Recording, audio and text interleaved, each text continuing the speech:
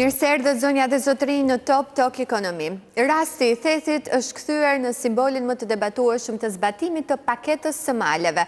Një vit pasi qeveria ndërhyri për prishjen e ndërtimeve pa leje në zonën e mbrojtur, kryeministri Edi Rama u rikthye në fshat për të prezantuar paketën përpara banorëve. Ai argumentoi se aksioni ishte I domosdoshëm për të mbrojtur identitetin e thethit dhe për të ndalur ndërtimet e pakontrolluara që sipas tij kishin cënuar kartolinën botërore të zonës. Për këtë do të flasim në pjesën e parë, ndërkohë që do të ndalemi në mënyrë më të thelluar në pjesën e dytë të programit tek projekti paketa e maleve. Kam të ftuar në studio Ergis Sefa, ekspert ekonomie, mirë se erdhe në program. Faleminderit për ftesën. Në studio paralele është Nora Malaj, profesoresh e psikologjisë së edukimit, mirë se erdhe në program. Faleminderit për ftesën. Do të jemi në një komunikim online me Arber Hoxha, avokat, përshëndetje, mirë se erdhët. Gjithashtu pak më vonë do të na bashkohet edhe Kujtim Dervishi, kryetari I shoqatës së bujtinave, po si fillim ju ftoj që të ndjekim së bashku materialin informues, në fakt një kronik të edicionit të lajmeve të Departamentit të Informacionit lidhur me vizitën e kryeministrit në Theth.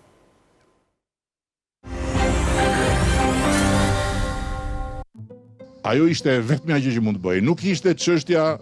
Dhe plus kësaj, kemi legalizu të vjetrat, ato që ishin ekzistuese. Pa tjetër, ato edhe në fjalë që të themi.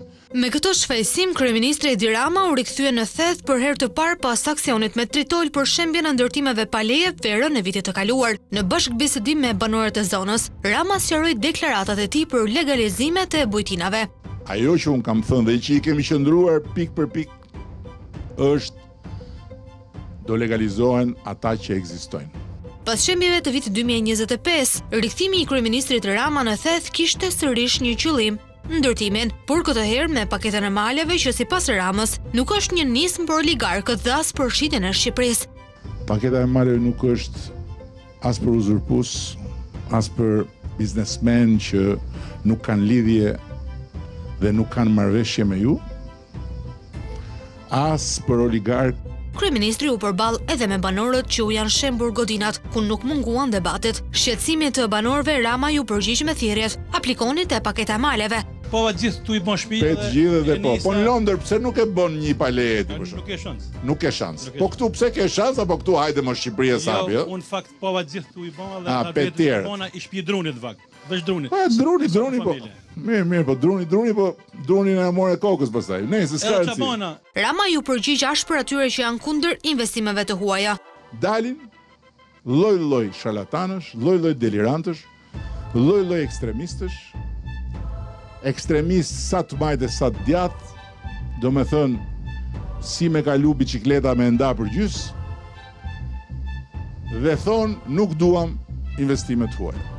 Edhe këtu nuk munguan debatet. Banorët thanë se nuk ka vend për investitor të huaj, gjë që tensionoi kryeministrin, I cili për herë të parë përmendi edhe rastin e Rjollit.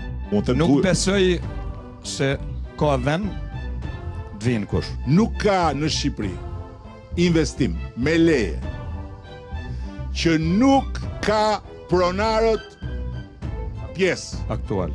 Nuk ka. Tani çfarë do më thoni? Do më thoni Rjollin, pse nuk e çojnë burgori? Pse nuk e çojnë Rjollin ata në SPAK? Ta çojnë në SPAK.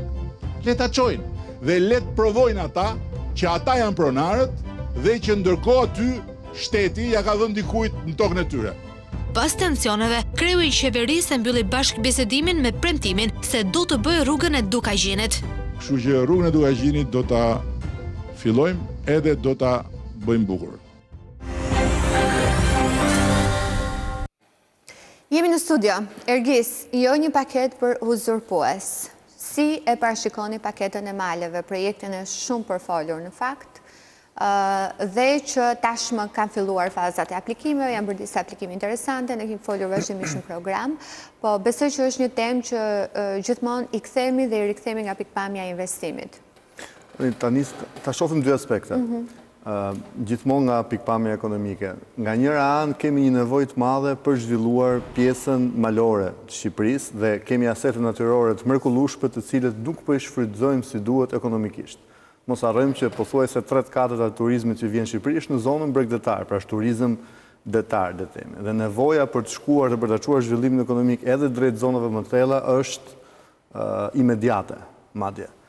Nga ana tjetër, dhe paketa maleve tenton të adresoj deri diku këtë drejtim. Nga ana tjetër, kemi një problem që qeveria shqiptare apo qeveritë shqiptare në vazhdimsi e kanë me cilën do lloj iniciativi që ka të bëjë me çështje parash, me çështje investimesh, që është transparenca dhe më pas llogaridhënia. Në vetvete, iniciativa për të zhvilluar zona të caktuara të thella, rurale, malore, për të kthyer ato në asete ekonomike dhe turistike, është një iniciativë shumë e mirë. Po djalli fshihet ke detajet, edhe pikërisht mungesa e transparencës shumë herë, edhe ato detajet e vogla që shpesh herë futen në moment fundit, janë ato që është transparenca e munguar në këtë rast? E para për paketën e maleve nuk është bërë që në fillim transparenca komplet procedura e plot në cilën merret. E dyta bëhet aplikimi fani. E dyta është shqetësimi që kanë për kalimin e pronësisë. Pra poseduesit jo pronar si mund të marrin, mund të fitojnë pronësinë nëpërmjet këtij mekanizmi, ndërkohë që në zonat caktuara mund të kemi pretendues aktual për pronësinë në tokat në cilët bëhet fjalë. Në fakt ky është një problem i vjetër. Problemi i pronësisë në Shqipëri është një problem që duhet ishte zgjidhur dekada përpara, një herë mirë dhe nuk duhet i kishim këto probleme sot, por fatkeqësisht ndodhemi para faktit që jemi në një situatë të tillë. Dhe mos qartësia dhe mekanizmi i qartë që në fillim ka bërë që të kemi këto lloj problemesh dhe të kemi këto lloj kundërshtisht në publik. Po nëse e shohim në terma zhvillimor ekonomik të pastër, kjo është një iniciativë që për mua duhet ishte bërë kohë më përpara dhe duhet kombinuar dhe me investime të tjera publike në infrastrukturë dhe në shërbimet që ofrohen, se vërtet i ofron mundësi për të investuar diku qoftë investitor, vendas, të huaj, cilin do qofshin, por nga ana tjetër, nëse nuk e shoqëron me masa të tjera konkrete infrastrukturore, nuk është thjesht një rrugë, duhet të jetë, kemi të bëjmë dhe me infrastrukturën publike që shkon dhe me ujësies kanalizimet, dhe me energjinë e mjaftueshme, dhe me gjitha me ato që quhet menaxhimi destinacionit. Pra infrastruktura duhet përmirësuar. Infrastruktura duhet përmirësuar, duhet koordinuar, duhet ndërlidhur, se nuk bëhet fjalë vetëm për një lokacion të caktuar, bëhet fjalë për një seri lokacionesh. Në mënyrë që të japë efekt zhvillimor të mirëfillt ekonomik për një periudhë të afërt, pra brenda 10 vjeçarit, do duhet i koordinosh gjitha këto dhe nga ana, më thonjza e menaxhimit organizativ, do duhet bësh atë që quhet modeli DMO, Destination Management Organization, duhet të afusësh dhe këto lloj qasje edhe për zonën malore të Shqipërisë. Dhe nëse kjo bëhet, vërtet pastaj mund të kemi një cikël të plot turizmi i cili shkon për 12 muaj nga deti në mal dhe anasjelltas. Shumë e komentuar në fakt turizmi 12 mujor edhe sfidat për ta shndruar këtë sektor të rëndësishëm të ekonomisë dhe për ta zgjeruar për gjatë gjithë vitit. Mirë, Arber, meqense të kam për herë të parë të ftuar në program, aplikoni tek paketa e maleve, ka thënë kryeministri. Sa e lehtë është dhe si është ecurinë e saj? Së pari, ligji 20 të vitit 2025 për paketën e maleve, le të themi që është një lloj zgjidhje sui generis për një problem të caktuar që është prej dekadash. Është në vazhdën e problemeve të caktuara, të cilat janë munduar që të japin zgjidhje gjysmake, siç është ligji për ndarjen e tokës, ligji 7501, ligji për legalizimin dhe kompensimin e zonave informale, dhe ky ligj i fundit, pra ligji për paketën e maleve, në dukje është i thjeshtë, por sigurisht që përtej, le ta themi, qëllimit të mirë, të nën disa parime të rëndësishme kushtetuese. Parime të rëndësishme kushtetuese të cilat prekin së pari sigurinë juridike, pra transferimi i pronësisë nga shtet apo persona të cilët kanë një lidhje të caktuar me tokën, por pa e detajuar se cila do të jetë kjo lidhje me tokën. Pra jo vetëm ata posedues të cilët janë 10 vjeçar dhe kjo është e provueshme, por dhe ata njerëz të tjerë të cilët kanë lidhje me tokën. Së pari, së dyti, ligji shqiptar nuk e lidh drejt për së drejti me dhënien e pronësisë të ndaj shtetasve shqiptar, pra e le të hapur, që mund të jenë dhe shtetas të huaj të cilët të akuzojnë, pra të përfitojnë nëpërmjet paketës së maleve, dhe kjo rrit edhe sigurinë publike dhe atë që quhet, pra nëse një shtetas i huaj, të cilët mund të jenë dhe armiqtë të Shqipërisë, mund të përfitojnë apo jo nga paketa e maleve, dhe ligji është shumë ambigu dhe nuk e thotë, dhe mbi të gjitha pastaj tek paketa e maleve përcaktohet dhe 500 përfituesit e parë, të cilët do të jenë tax free për 10 vjet. Por sigurisht që këta 500 përfituesit e parë, nuk mund të jenë sipas parimit i parin kohë, i parin të drejta, sepse cënon parimin kryesor të barazisë së shtetasve përpara ligjit. Pra, është me një qëllim të mirë, sigurisht që qëllimi është shumë i mirë, por ka disa elemente të cilët mund dhe duhet të përmirësohen. Unë besoj që paketa e maleve në thelb është lançuar në fakt që fitojnë 500 të parët? Është lançuar që do të përfitojnë 500 të parët, por 500 të parët sigurisht që vjen në kundërshtim me parimin e barazisë së shtetasve përpara ligjit. Pra, këta 500 të parët nuk mund të jenë më të barabartë se 500 të dytë. Pra, ka ngërçe, do të thuash, ka disa ngërçe, detaje që ligji lë hapësirë pra për interpretime. Nuk janë ngërçe, këto janë ato që vinë drejt për së drejt në kundërshtim me Kushtetutën e Republikës së Shqipërisë. Pra, parimi i barazisë së shtetasve përpara ligjit është një nga parimet themelore të Kushtetutës së Republikës së Shqipërisë, i cili është i patënueshëm dhe i patjetërsueshëm, ose kalimi i pronës shtet tek individet të caktuar. Por pse individet të cilat përfshihen brenda këtyre territoreve të miratuara me vendim të Këshillit të Ministrave mund të jetë kaq i lehtë kalimi i pronësisë, ndërkohë që për individet të tjerë të cilët janë jashtë paketës së maleve duhet të vazhdojnë kalvarin e proceseve gjyqësore. Pra, për mos u shmangur pyetjes tuaj pastaj, se unë nuk besoj që qëllimi i pyetjes ishte pse vjen në kundërshtim me Kushtetutën, por si mund të aplikojnë këta. Çdo person i cili pretendon se posedon një tokë apo një sipërfaqe toke të caktuar, mund të aplikojë brenda 45 ditëve në bashkinë ku ai e ka vendodhjen. Në pas bashkia nëpërmjet komisioneve të caktuara për këtë punë do të transferojë të gjithë praktikën pranë akshet dhe më pas duke ju dhënë dhe leja pranë Agjencisë Kombëtare të Territorit dhe Ujrave dhe këta persona do t'i kalohet një sipërfaqe toke, por ligji nuk ja thotë do të presim udhëzimet se sa do të jetë kjo sipërfaqe toke, që do t'i kalohet kundrejt shumës prej €1. Dhe ajo që lidhet së pari lidhet me posedimin, ose së dyti me tokën, pra nëse posedojnë dokumenta të vjetra hipotekore dhe se si lidhet kjo parcelë token me këtë individ. Pra nuk mund t'i përkas individit dhe duhet jetë e tjetërsueshme, pra nuk duhet jetë publike, apo t'i përkas forcave të sigurisë të Ministrisë të Ishit shtërues, faleminderit. Mirë, Nora, paketa e maleve në fakt do të ndryshoj, sikur se është thënë, pra do të ndikoj drejt për drejt në zhvillim, do të ndryshoj mënyrën se si ndërtohet, komunikimin mes njerëzve, zgjerimin e territorit të investimeve dhe nga ana tjetër zhvillimin e turizmit në 12 muaj, një sfidë kjo. Si e shef, si do të ndikoj paketa e maleve në të gjitha këto? Mendoj që ka kohë që flitet për strategjinë e zhvillimit të turizmit në Shqipëri duke u ndarë në disa sektor. Në atë të plazhit apo rërës, të turizmit që lidhet me turizmin malor, të turizmit dentar që lidhet me zhvillimin e aktiviteteve të ndryshme në nevojat që mund të ketë popullata jo vetëm shqiptare, po edhe huaj, dhe që lidhet me atë që quhet ngritja e një strukture të re në mekanizmin dhe në zhvillimin e ekonomisë së vendit tonë.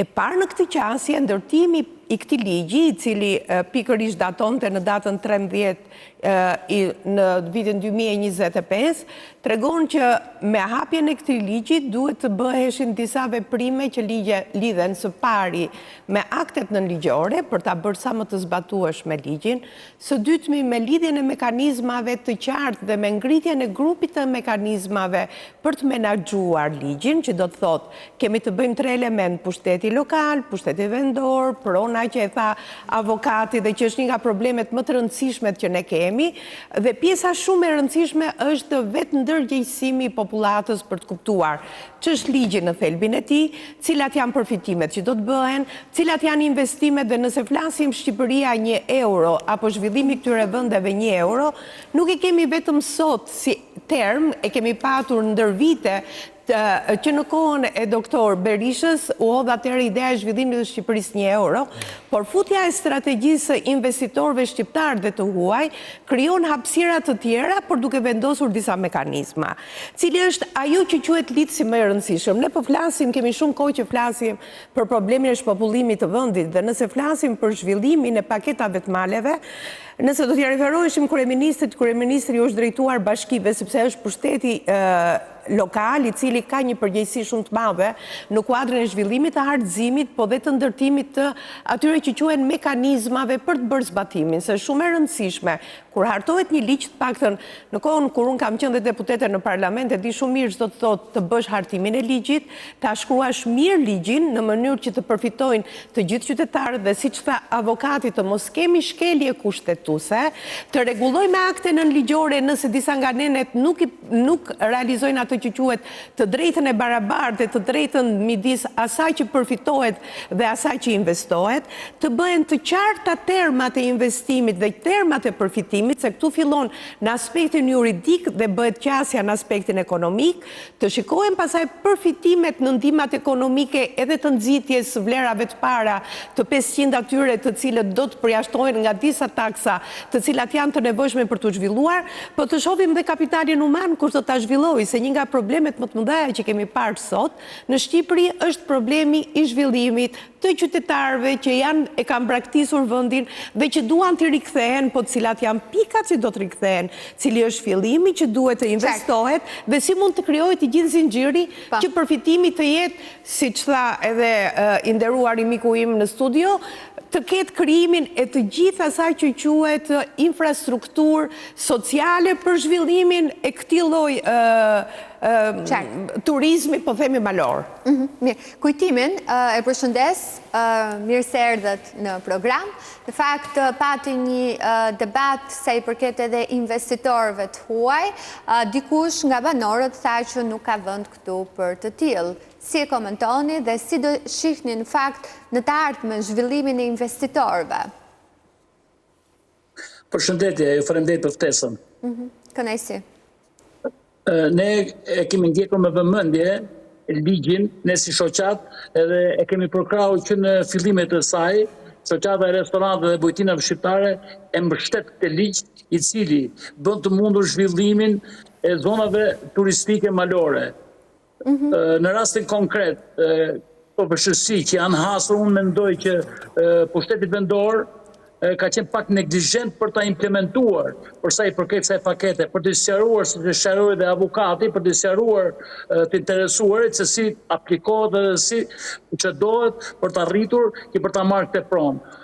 Unë personalisht para një muaji, kemi pasur një takim me kryeministrin këtu në Tiranë, i cili e shpjegoi shumë qartë pikërisht paketën e maleve për arsye që nëse dikush i pretendon që ka pas pronën e të parëve të tyre ose banesën e tyre, aty për 45 ditë masi personi ka paraqitur një projekt edhe ka paraqitur edhe një plan biznesi, cili e qartëson qartë për ndërtimin që do të bëjë.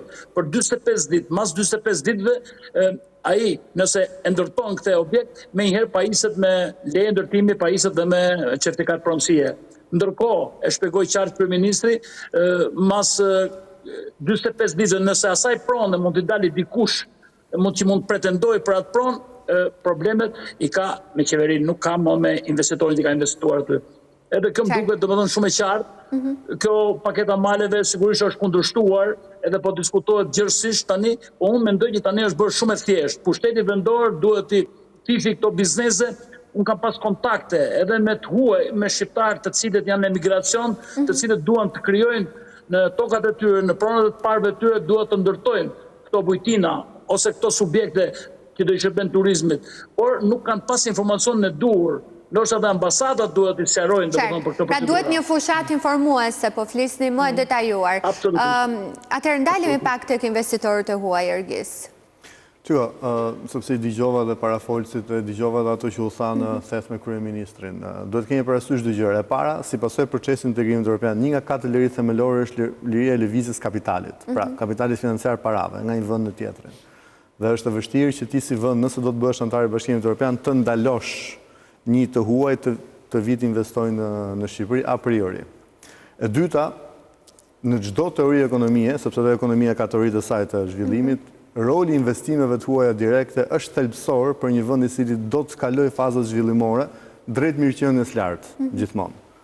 Dhe është shumë e vështirë që me kapitalin që kanë vendasit, ai vend të arritë të ndali përtej grackave të zhvillimit që ai tashmë është. Rasti konkret është rasti i Shqipërisë, nëse do duam dalim nga gracka e kësaj situate që kemi 35 vjet që po shkojmë në aspekt në zhvillimit ekonomik, tranzicionit që ne po e quajmë, padyshim që roli investimeve të huaja është thelbësor, qoftë investitor institucional, Bashkimi Evropian, Banka Botërore tjera, apo qoftë individual, të cilët vinë dhe investojnë në rastin konkret. Dhe, padyshim duke respektuar legjislacionin dhe kulturën vendase, po, nëse flasim për rrjedhën e parave dhe për rolin e tyre që ato kanë në zhvillim në një vendi, roli investitorëve të huaj e përvuar në çdo teori ekonomike në dekada është ky çdo shtetësor. Mirë, i hedhim një sy në fakt lehtësirave që parashikon paketa e maleve dhe i komentojmë së bashku. Taksa e ndikimin infrastruktur, taksa pasurive të paluajtshme të VSH dhe tatimi mbi të ardhurat.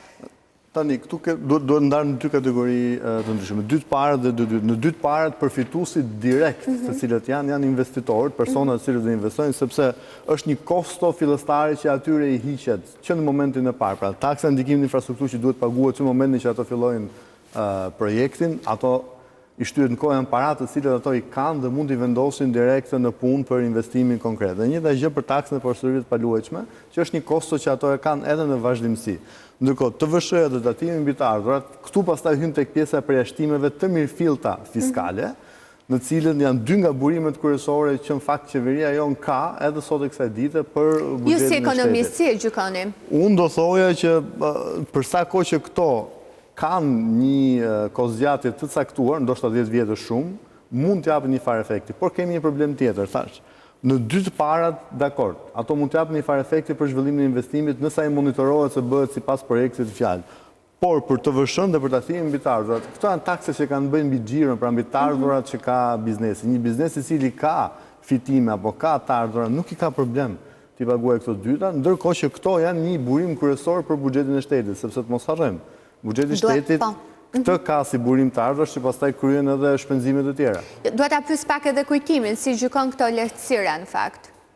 Po, zotrin e përshëndes, do të thonë për sqarimin që i bërë kësaj situate, ajo ka një farë problemi për sa i përket heqjes të këtyre taksave për 10 vjet, edhe kjo mendoj që do të ndikojë në konkurrencën e pandershme për arsye sepse aty ka dhe biznese ekzistuese të cilët konkurohen në këtë rast, kur këto persona do të thonë që ndërtojnë nëpërmjet këtij ligji sigurisht që penalizojnë bizneset e tjera. Po unë do të thoja këtë, unë kam ndërtuar para 32 vitesh një biznes timin, edhe në atë kohë ka qenë Ministria e Turizmit, kishte nxjerrë një ligj qeveria që e përjashtojte nga taksa dhe tatimet për 5 vjet biznesin. Kupton, edhe unë kam përfituar atë kështu. Megjithatë, ky është një stimul që qeveria ju ofron këtyre subjekte, edhe mendoj që ka mekanizma që edhe mund ta rregullojnë, domethënë edhe për bizneset e tjera që mund të jenë pranë këtyre zonave ku do të ndërtohen këto bujtina ose këto resort o restorante që mund të themi. Qartë. Mirë, në fakt do të vjojmë edhe në pjesën e dytë diskutimin në lidhje me paketën e maleve, po mbase për të vendosur pikat mbi edhe për të marrë edhe një mendim nga pikpamja juridike, Arber, si shihni ju këto lehtësira? Sipas ligjit 20 të vitit 2025 për paketën e maleve, përjashtim për tatimin mbi vlerën e shtuar dhe tatimin mbi të ardhurat do të jenë vetëm 500 subjektet e para. Pra nuk do të jenë të gjithë subjektet që përfitojnë sipas paketës së maleve dhe prandaj u ngritet shqetësimi për shkeljen e barazisë së qytetarëve përpara ligjit. Pra nuk përfitojnë të gjithë, vetëm 500 subjektet e para sipas parimit i pari në kohë, i pari në të drejta. ashtu siç e ngritën me të drejtë parafolësit, përveç se që mos të bjem në përsëritje dhe shkeljet e parimin e parazisë së qytetarëve përpara ligjit, pra këto 500 subjektet e para, shkeljet e parimin tjetër të parazisë së qytetarëve përpara ligjit, për aq kohë sa ata të cilët janë ekzistues do të vazhdojnë që të paguajnë tatim mbi vlerën e shtuar dhe tatimin mbi të ardhurat, ndërkohë që këto subjekte të reja, të cilat ndonjëherë mund të mbihen dhe si kërkuthat pas shiut, sigurisht që nuk këto 500 të parat, sigurisht që do të jenë të përjashtuara për 10 vite. Mbase kërkohet që të jepet një impuls, le ta themi, ekonomisë edhe të zonave të thella rurale, të cilat deri më sot kanë vuajtur edhe shpopullimin më shumë se sa zonat e tjera, por sigurisht që mekanizmat mund të jenë më të duhura ligjore për të dhënë dhe realisht një impuls dhe jo për të shkelur një pjesë të drejtave dhe lirive themelore të qytetarëve.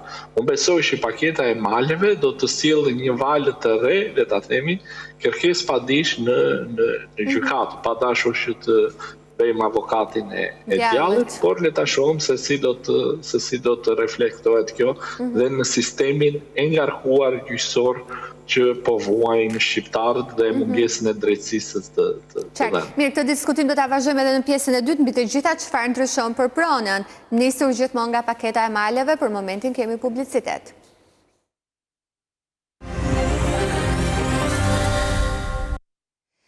Jemi në studio në këtë pjesë të dytë të programit, që prej fillimit të vitit 2025, qeveria shqiptare ka ndërmarrë një seri vendimesh për zbatimin e paketës së maleve, një iniciativë që synon zhvillimin ekonomik të zonave malore përmes investimeve në turizëm, agroturizëm dhe në ekonomi rurale. Paketa synon të tërheqë investime private në zonat malore, të krijojë modele të reja zhvillimi ekonomik dhe të frenojë braktisjen e fshatrave. Jam sërish në diskutim me Ergis Sefën, Nora Malaj, Arber Hoxha dhe Kujtim Dervishi.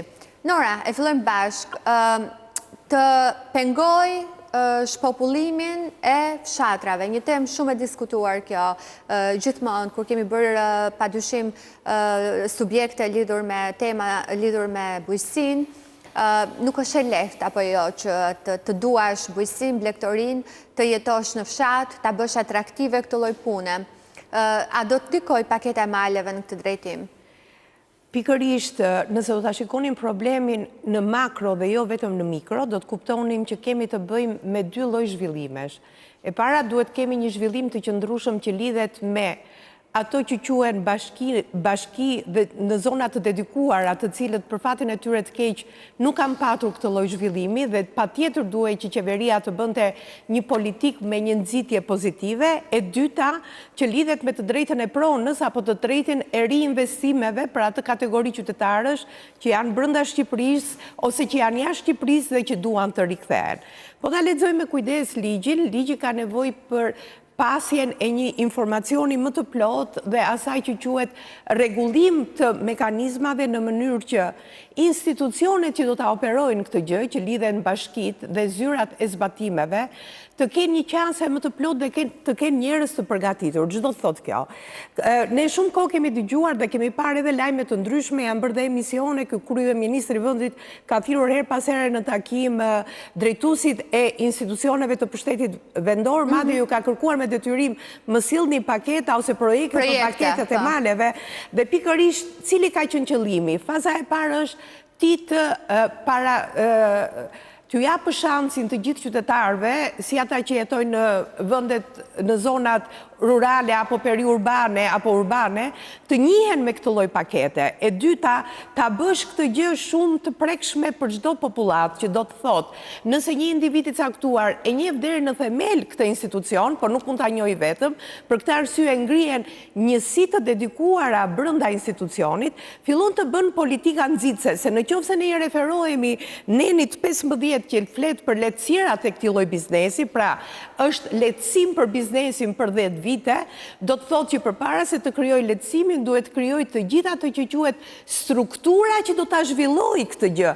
Kjo ka qenë dhe koha e mundshme përpara se ti të bësh, ti orientosh në ndërtim, përpara se ndërtimi të mos bëhet në mënyrë pa letra dhe të krijohet në arbitraritet dhe të kthehet në situata të cilat kontaminojnë raportin social, dhe kontaminimi i raportit social do të thotë thot që krijojnë probleme shumë të forta që lidhen me pakënaqësinë, që lidhen me mohimin e të drejtës së tyre dhe më pas duke mos patur ka ndërtuar, siç tha zotëria, që pash aty, pash që edhe të tjerët bënin paleje, thash edhe unë po bëjmë paleje duke menduar që e kam pjesën e të zotit, por nuk e marrë dot sepse nuk kam aplikuar, duhet kuptuar që shteti së drejtës fillon nga aplikimi.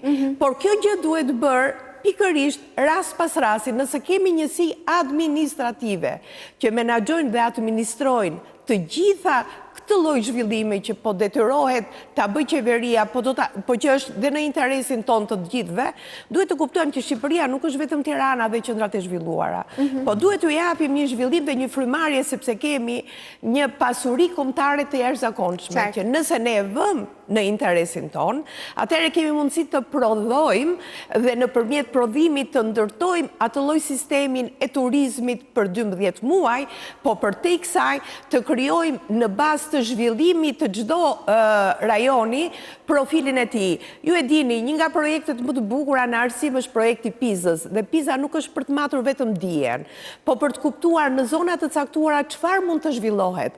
Pra nëse kemi kapital human i cili na jep shansin për zhvillimin e infrastrukturës, për zhvillimin e zonave ku ka minerare, apo për zhvillimin e zonave të industrisë së rënd, apo të industrisë së lehtë, këto bëhen mbi bazën e planifikimit dhe pikërisht kjo lloj pakete të çon në një ide tjetër. Pra nuk është vetëm punë e qeverisë qendrore, por më shumë është e qeverisë lokale që duhet mendoj çfarë duhet bëj dhe si duhet ta zhvilloj këtë në mënyrë që kapitali human të jetë në zhvillim real me kohën dhe me interesin që kërkohet. Atëherë kapitali human si do të zhvillohet? Tani për të vazhduar atë që tha zonja dhe për atë që po thonte avokati përpara, pak me një kundërshtim të vogël.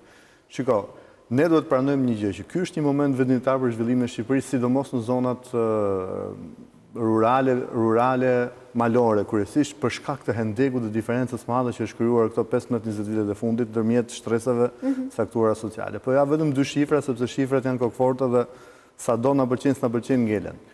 Qarku Tiranë ka pothuajse gjysmën e prodhimit brendshëm bruto të Shqipërisë. Qarku Tiranë, Durrës dhe Fier, të 3 qarqet bashkë, janë sa 72% të prodhimit bruto, pra 70% të prodhimit bruto të Shqipërisë. Që do të thotë, 9 qarqet e tjera bashk bëjnë pak më shumë se gjysmën e prodhimit bruto e ekonomisë të këtyre 3 qarqeve. Diferente, dhe të 3 janë qarqe fushore kryesisht. Duhet ta pranojmë. Dhe bregdetare, sidomos Durrësi dhe deri te Fieri.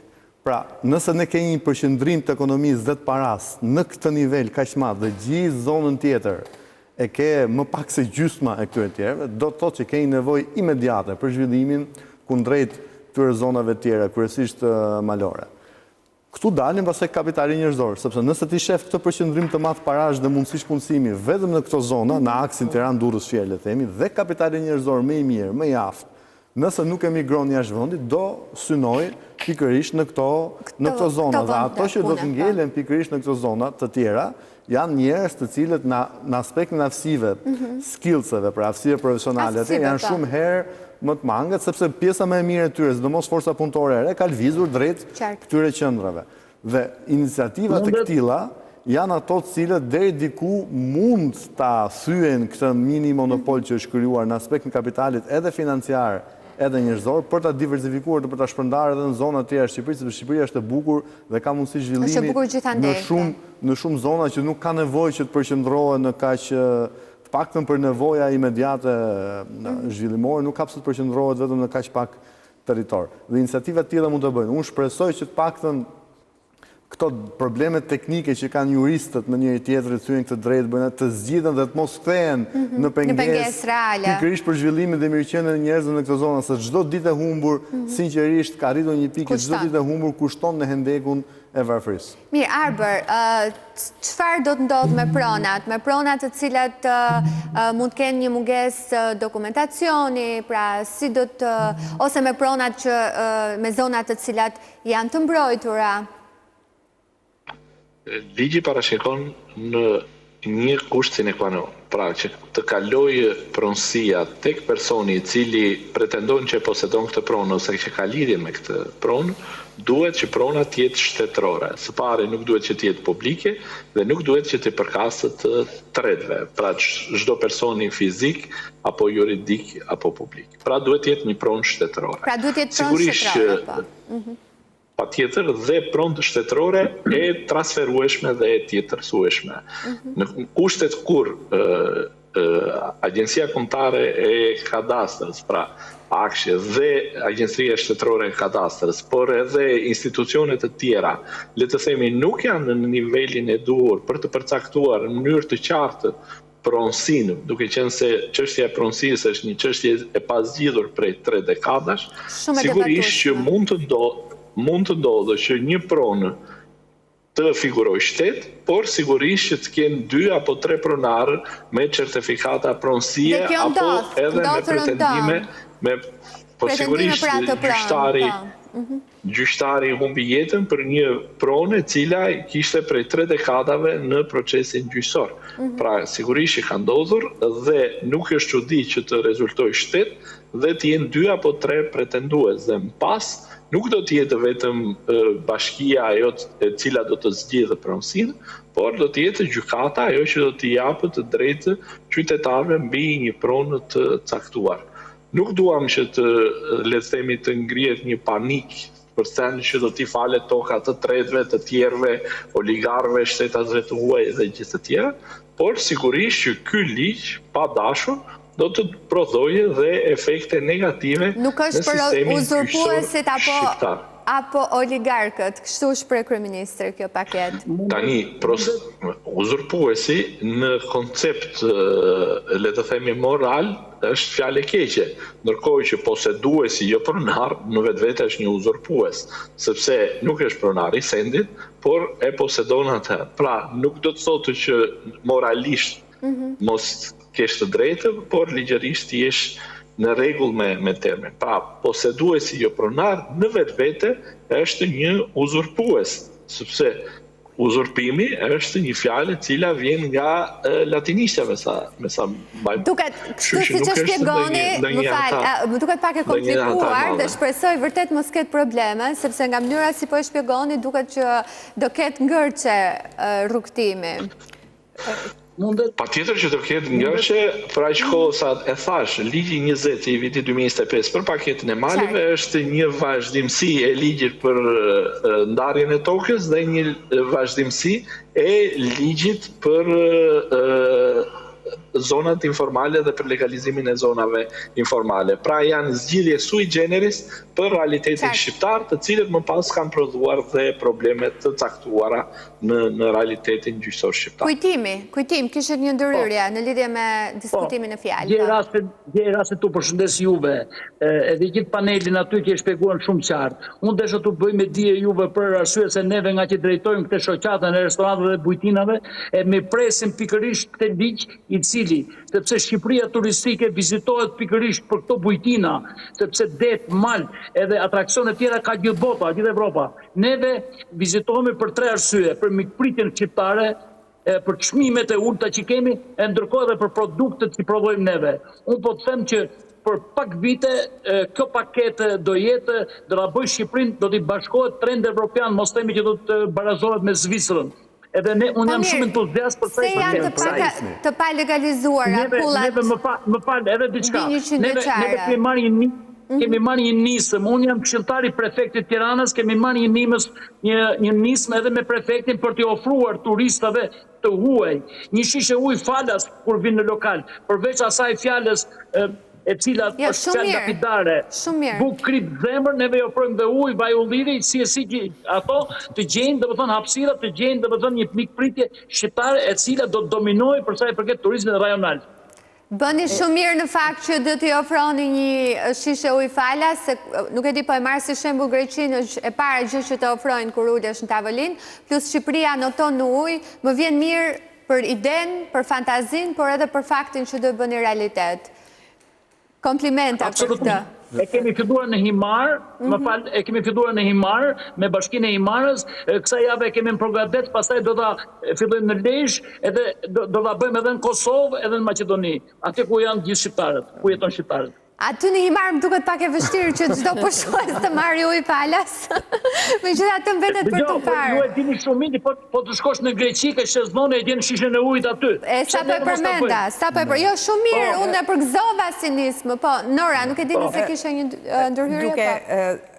Duke vazhduar idenë dhe duke kuptuar që sa shumë e rëndësishme është pikërisht ky lloj zhvillimi, mendoj që prandaj dele shumë e domosdoshme që leximi i mirë i ligjit dhe krijimi i mekanizmave do ta lehtësoj zbatimin e ligjit. Që do të thotë, nëse flasim për atë që quhet krijimin e bujtinave, bujtinat janë modelet më të bukura që ne kemi, po ndërkohë nëse flasim për kullat 100 vjeçare që nuk janë legalizuar, duhet jenë pikërisht bashkitë e këtyre vendeve që të ndihmojnë ata që janë posedues për t'i ndihmuar për të marrë të drejtën e pronësisë, se më pas mund të bëhet zhvillimi i plot i tyre dhe të realizohet pritshmëria e modelit që do krijohet. Prandaj është shumë i rëndësishëm menaxhimi modeleve sipas paketave dhe sipas fizionomisë të gjithë zonave të maleve. Nuk mund të jetë ndryshe mund të jetë skrapari, me ndryshe mund të jetë me Vaun e Dejës, ndryshe mund të jetë një zonë e jugut, ndryshe me një zonë e veriut, për të krijuar atë që quhet pasulli i plot i traditës, i ndërtimit, i investimit, i zhvillimit, i formës së zhvillimit bregtorale apo bujqësor dhe i nxitjes më pas të rinjve të cilët mund të merren hapa dhe nisma, siç bëri Italia dikur, për t'ju dhënë shansin që të rinjt të shkojnë pranë bujqësisë dhe bregtorisë dhe të krijojnë këto ferma që mund të jenë ferma pranë bujtinave për të marrë edhe kapitalin e tyre, pse jo, dhe për të ndihmuar në 10 vite, dhe unë do isha shumë dakord që në këto 10 vite të ndihmoheshin nga elementët e fiskalitetit në mënyrë që të ndërtojnë një ekonomi të qëndrueshme, e cila do bënte pasaj dhe garën e ndershme. Se duke ndërtuar në këtë format, duket sikur qeveria vendos atë që quhet diskriminim pozitiv për arsye të rritjes dhe zhvillimit të këtyre zonave që fatkeqësisht sot janë të pabanueshme ose shumë pak të banueshme. Qartë, Ergis? Jo, e para përgëzime për shoqatën e bujtinave që po japin ujin falas edhe me vajin e ullirit dhe pas kanë rritur pak koston, se vaji i ullirit ka edhe një farë kosto, po nga ana tjetër dhe çmimet i kanë rritur. Shiko, po këtu duhet ngrim edhe theksoj edhe një herë atë problemin thelbësor të kapitalit njerëzor, që ne duhet që sidomos dhe bujtinat që janë aktuale, po dhe këto të reja, të kenë staf dhe të ofrojnë shërbim cilësor. Nga një anë duhet kemi infrastrukturën fizike që ndërtohet, atë që ato do bëjnë vetë, plus atë që do duhet shtetit të ndihmoj, po nga ana tjetër, se mund të vi turisti një herë, po në zonat e këtilla do duhet dish ta mbash, është më e vështirë ta mbash se në Bregdet. Kështu që do duhet që edhe shërbimi që t'i ofron të jetë një nivel profesional goxha më të lartë. Ndaj edhe stafin do duhet trajnuar me ato detajet e duhura në këtë drejtim.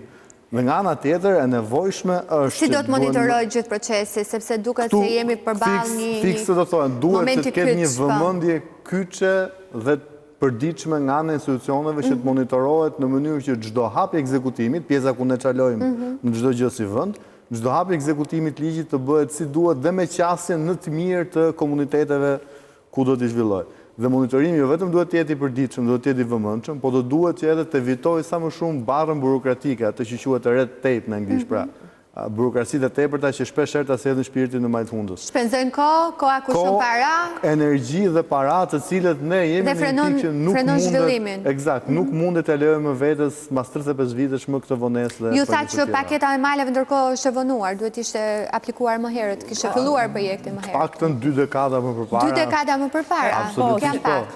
Absolutisht po. Në fakt duhet kishe filluar shumë më përpara, do me thënë që në 2007, në mos gaboj, janë hedhur idet për qasjen edhe për dhënien e Shqipërisë €1, jemi shumë larg, jemi thjesht në teori, ndërkohë nga ana tjetër nëse bën paketa konkrete ti mund t'i japësh zhvillim shumë të madh zonës sepse mund të ndërtosh atë që quhet arsimin profesional, që e bën gati kapitalin human për ta hedhur kjo paketë. Nga ana tjetër ndërton gjithë mekanizmin mbrojtës dhe zhvillues dhe promovues, dhe nga ana tjetër mos harrojmë sot të rinj tan dalin të gjithë me anglishten në nivelin A2. Sistemi i arsimit ton dhe këtë e jap me kompetencë, pra mund të jenë shumë të aftë për të menaxhuar dijet, mund të jenë shumë të aftë për të menaxhuar turizmin. Puna është që mund të bëhen edhe ato që quhen guida turistike për zhvillimin e zonës, për traditën dhe për gjithçka, dhe ato mund të kthehen në bujtina jo vetëm shëtitse, por mund të jenë qendra zhvillimit të jashtëzakonshme për të krijuar edhe pastaj binjakëzime me vende si motra europiane për ta bërë integrimin pjesë reale dhe jo virtuale. Falenderoj. Kujtim, nëse kishe një koment të fundit për ta mbyllur, po. Qeveria ditët e fundit kishim një takim prapë përsëritur me kryeministrin dhe me disa ministrat dhe guvernatorin e bankës, të cilët ofruan 250 milion euro për dyfishuar biznesin. Dyfishuar biznesin tënd, po, patjetër, e kemi komentuar në studio. Me 2 deri 3% edhe me i garanci sovrane 70% nga shteti nga bankat. Kjo ishte shumë interesante dhe mendoj që kjo do të japë një shtyje edhe paketës maleve. Të falenderoj. Edhe Arbri koment të fundit, nëse kishe diçka për ta mbyllur programin. Filmin për ballimin që tha plani 2 vjeçar do na sjellë begatin, kështu që unë nuk besoj që paketa e maleve do na sjellë begatin. Do jetë një impuls pozitiv, le të themi, duke shpresuar që nuk do të sjellë dhe paditë të reja pronësie në gjykat. Faleminderit Arbër, faleminderit Kujtim, faleminderit Nora Nergis, gjithashtu që kisha në studio, faleminderit që na keni ndjekur të dashur miq, mirupafshim.